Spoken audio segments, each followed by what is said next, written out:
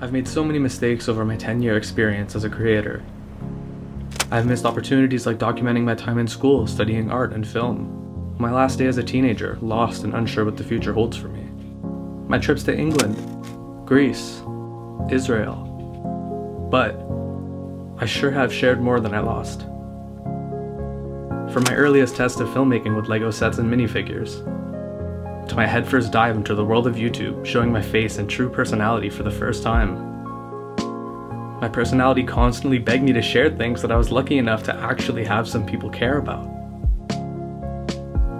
As things picked up, I started worrying more and more about what people thought about me until, suddenly, I stopped.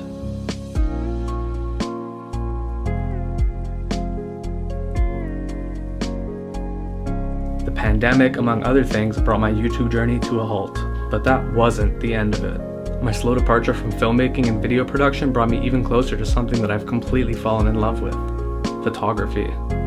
Over the last 4 years, I've made so many photos that I'm happy with. Photography has allowed me to express my own personality as well as my subjects in an instant slice of time that'll last till infinity. Photography is a medium that I've learned to appreciate for so many reasons. It has allowed me to connect with so many different people and see into the lives of those closest to me. Photography is a drug that I'm desperately addicted to. So where do things go from here? I'm 21 and the only real answer to the "what do you do" question is, I'm an artist. I try to make art that brings people closer to other people.